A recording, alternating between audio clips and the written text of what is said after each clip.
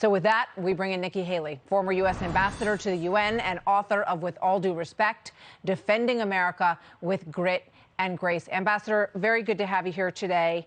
You know, this language from Vladimir Putin, we've heard a lot over the years from him, but the discussion of cleansing people from society, cleansing scum and traitors, and how people understand the difference between true patriots and these individuals. What does that evoke for you?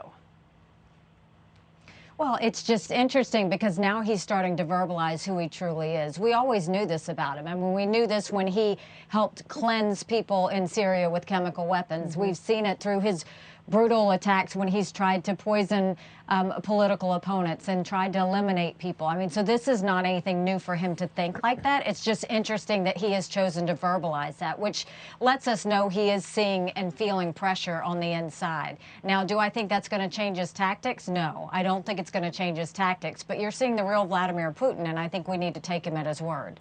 Well, Antony Blinken, suggests that it might provoke a change in tactic because clearly he is frustrated. There have been a lot of reports that he has let go of some of his top intelligence officials, some of his military officials perhaps as well. Here's Secretary of State Blinken on where this may be headed.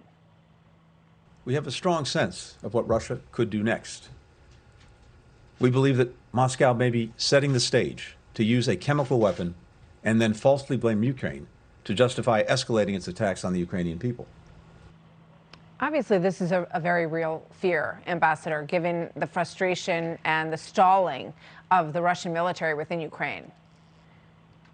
And I don't think Secretary Blinken's over-dramatizing this. I mean, my concern was a few days ago when Putin started to refer to the fact that there were bioweapon labs in Ukraine. That was very chilling for me because the last time that they kind of tried to play games like that was literally with Assad in Syria. And within a week, they used chemical weapons. And they would do this when they couldn't break through certain resistance. They would do this when they couldn't conquer areas they wanted to conquer. If they want to get into Kyiv and they can't get there, this is kind of, you know, the prelude for saying he's going to use chemical weapons and he'll just wipe the people out so that he doesn't have to encounter any more resistance. We need to be very, very cautious of that, Martha. I saw what chemical weapons can do. It's a horrific death. You are choking and suffocating on your own fluids. It's horrendous. And it takes everything to a whole new level if he uses chemical weapons. And I think that Biden and his administration need to say that. So, okay, because that's the next question. How do we stop him from doing that? What kind of ramifications does he need to understand would be put in place if we see that kind of warfare?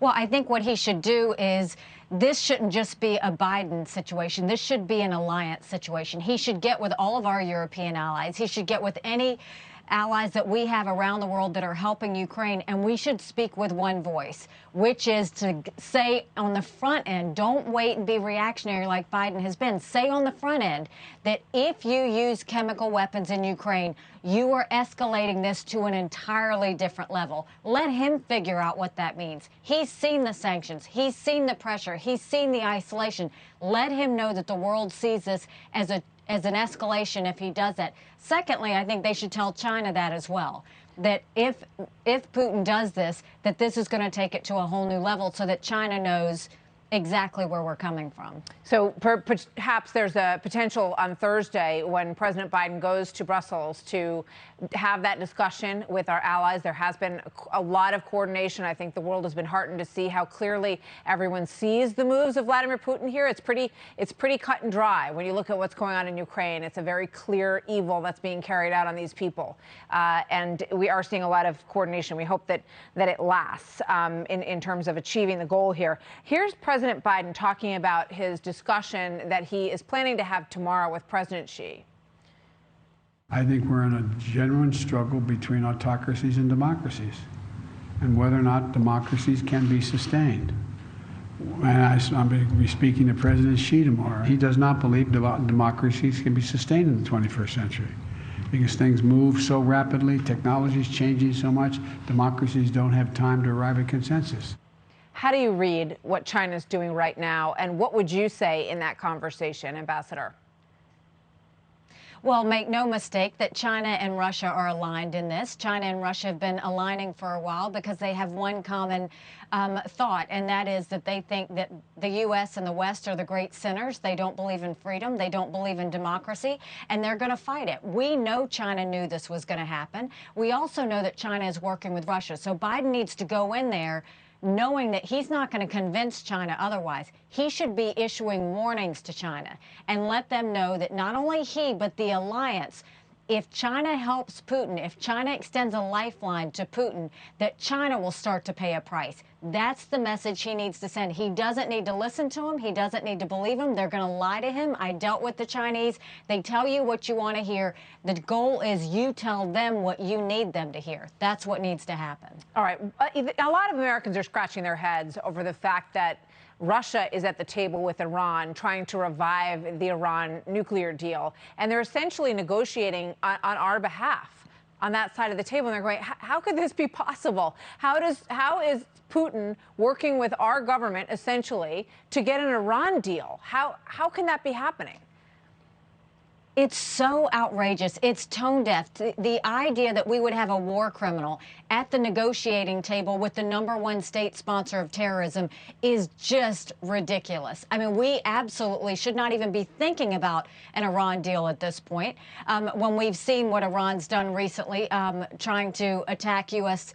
embassies, we should also look at the fact that don't lift the terror ship label on IRGC. I mean, these Iranian Revolutionary Guards, they're terrible people. President Raisi, I hear that he's looking at lifting the sanctions off of him.